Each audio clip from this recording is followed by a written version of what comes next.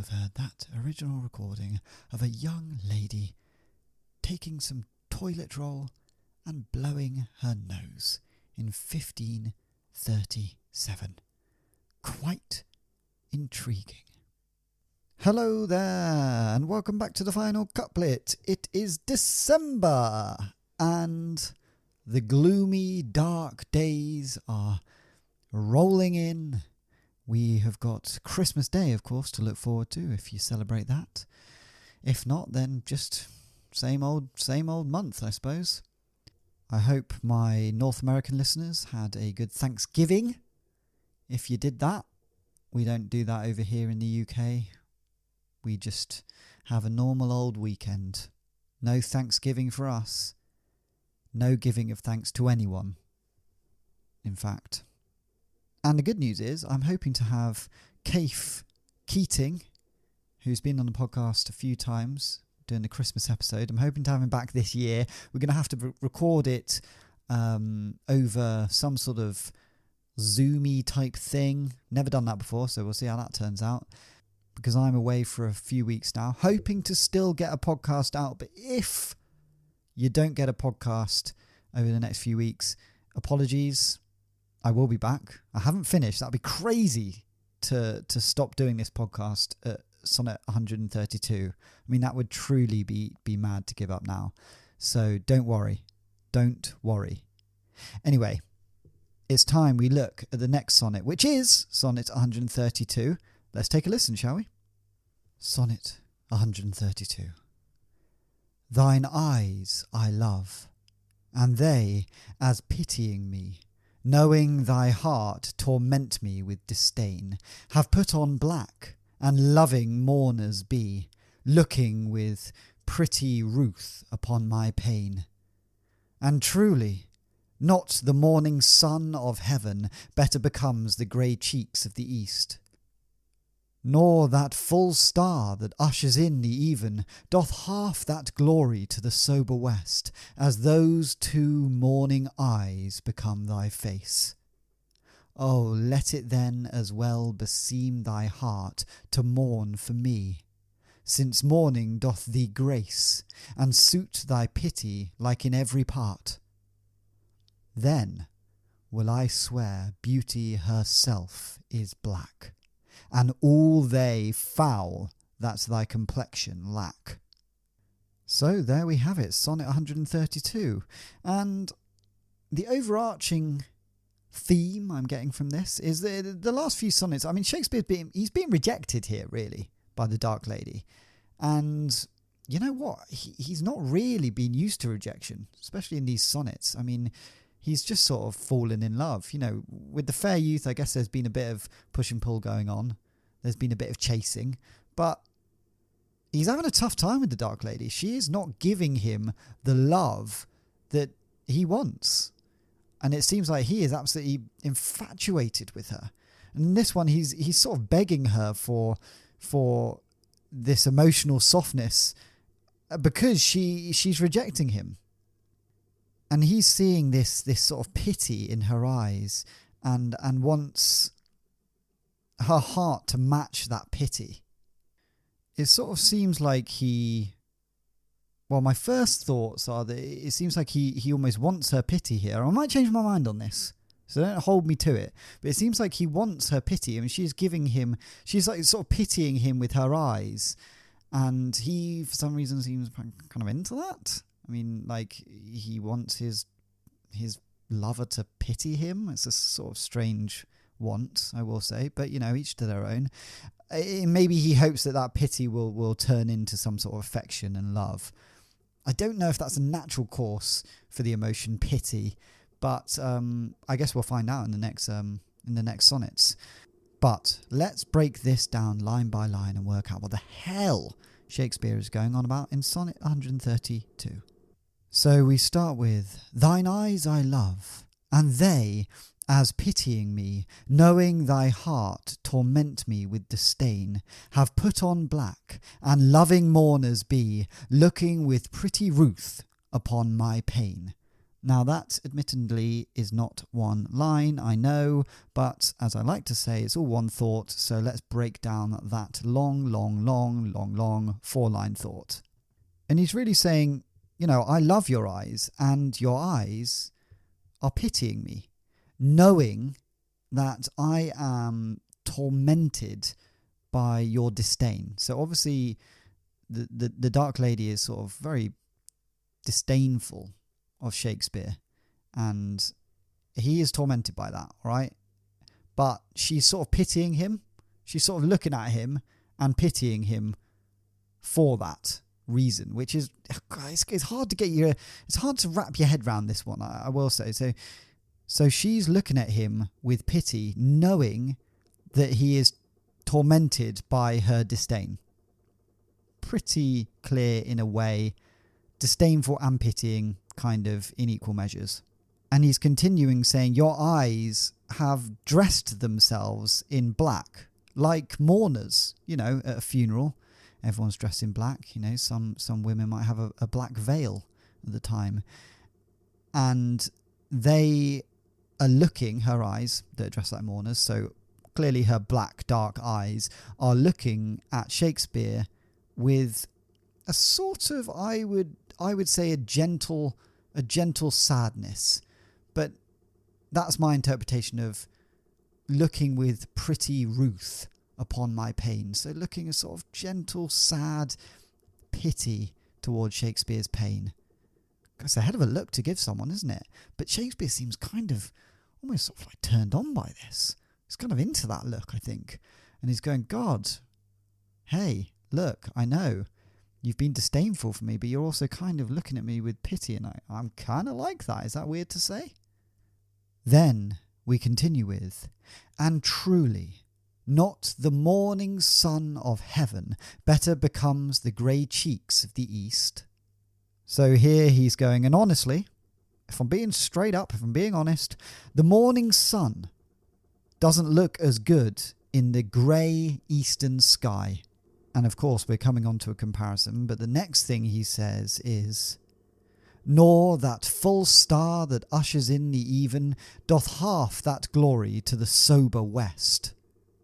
So here he's saying, nor does the night star look half as good in the western sky as, and he continues, as those two morning eyes become thy face. So he's saying the morning sun doesn't look as good in the grey sky, or the night star doesn't look half as good in the western sky as those two morning eyes look in your face. So they are lovely eyes. They look incredible. They're better than the sun. They're better than stars. I love them. Then he continues, O let it then as well beseem thy heart to mourn for me, since mourning doth thee grace, and suit thy pity like in every part. So here he's been talking about her eyes, and now he's moving into her heart, really, and he's saying, oh, then I hope it would be just as beautiful for your heart to mourn for me too, just like your eyes, since mourning suits you so well. Let every part of your body, let every part of you show the same compassion or pity or whatever you've been showing. But I guess we've got to think of pity as compassion in this sense, not just fully like, oh, I feel so sorry for you. It's sort of like I think a compassion is a good word for it. I'm going to go with compassion. So it's clear your eyes are showing that, and I like that, and that's nice. But let your whole body, let your heart show that. Let your soul show that. Really give me that compassion that I'm craving. And now we have the final couplet. Then will I swear beauty herself is black, and all they foul that's thy complexion lack.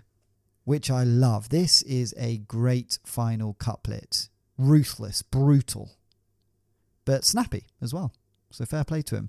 And here I think he's saying, then, if you can give me that, if you can give me this compassion from your heart, not just from your eyes, this pity, this compassion, then will I be able to swear true beauty is dark, dark like your complexion and like you and like your eyes. And that everyone else who doesn't share your dark beauty is ugly, quite honestly. Absolutely ugly, disgusting, gross.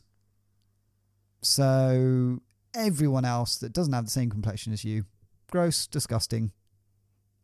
But he's saying when you've given me that compassion with your whole body, with your heart, not just those piercing black eyes. Can you say piercing black eyes? Usually we say piercing blue eyes rather than sort of maybe like those dark, broody black eyes. Yeah, that's quite good. You can take that if you want, Shakespeare. So that is Sonnet 132 line by line. I quite like this one. I mean, I think there's a little bit of a stretch between pity and I like that I've landed with, by pity he sort of means compassion rather than sort of, I guess now I would think of pity as sort of, oh no, look at you, pathetic, or almost like you're going, they're pathetic, and so I really pity you. But here it's like, that she's showing this compassion with her eyes, and Shakespeare craves that from her heart, and she hasn't given that to him yet. But if she can, he will go, everyone else who has a fair complexion or doesn't have your exact complexion is ugly. He will say that. So that's Sonnet 132. I think it's about time we put this to our story, don't you? And if you remember last week, Shakespeare, he found out that the Dark Lady actually has a husband, and she's been inviting all these men round to her house for years, and sort of, the men think that she's stringing them along, but I think that's a bit of a male view of it. We don't really know what she's been up to, but she just likes having guys round. Is that a problem? She plays the piano for them, so what?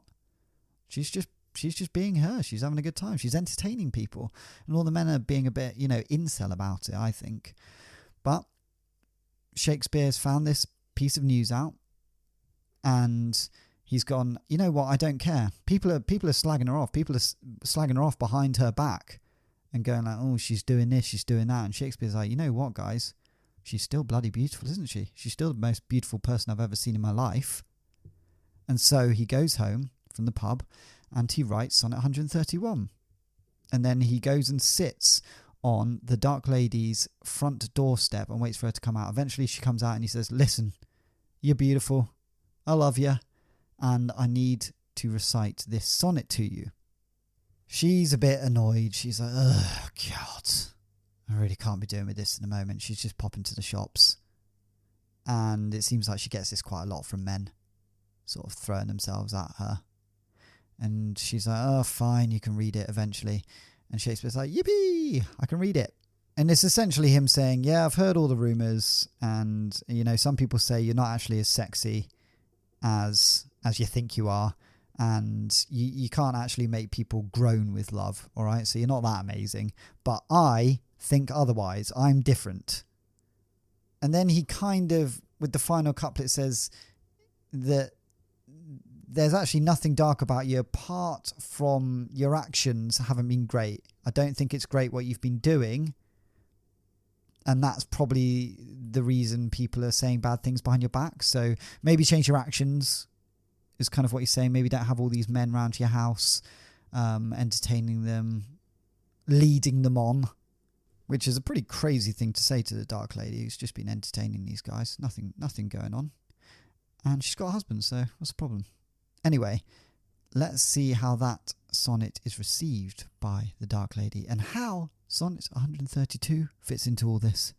Shakespeare finishes reading Sonnet 132 to the Dark Lady as they walk to the shops. She keeps walking, and Shakespeare trots along behind her. What did you think? The Dark Lady walks into the shop. She picks up some toilet rolls, some toothpaste, just your basics, takes them up to the counter and pays for them.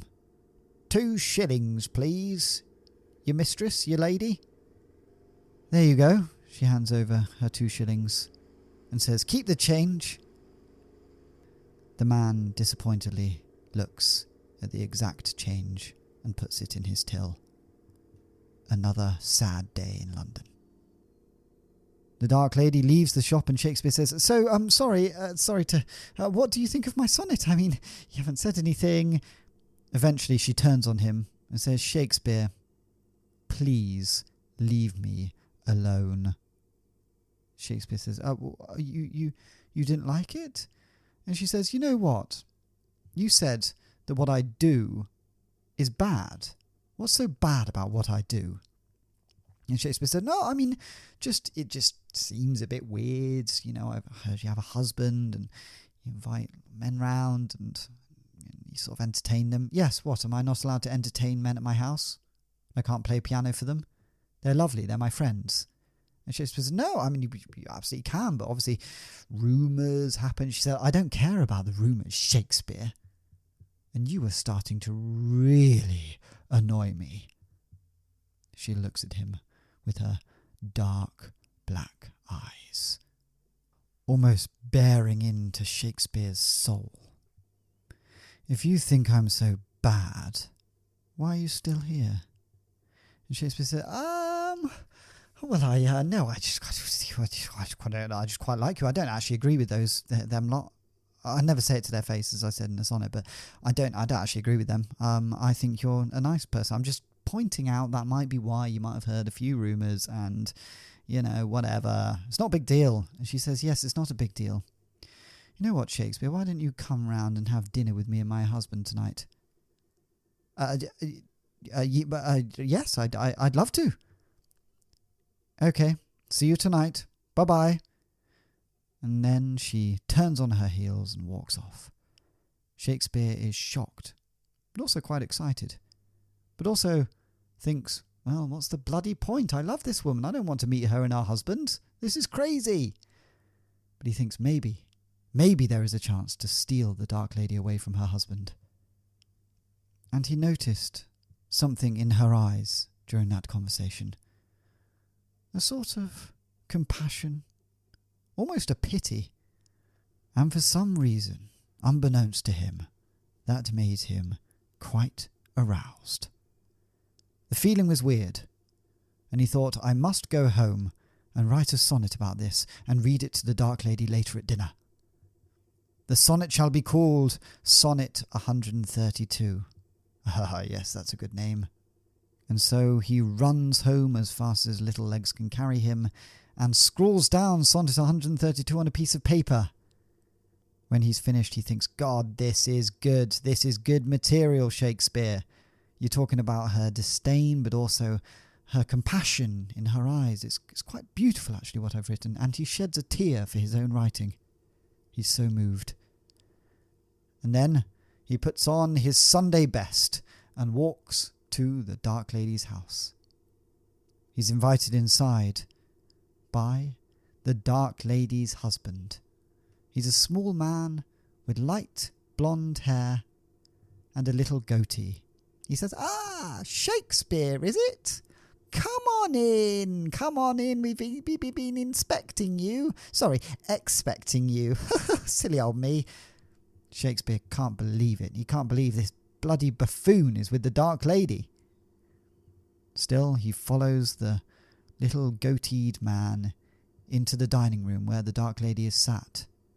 They sit at opposite ends of the table, and her husband, the little goateed man, sits between them. It's a strange arrangement.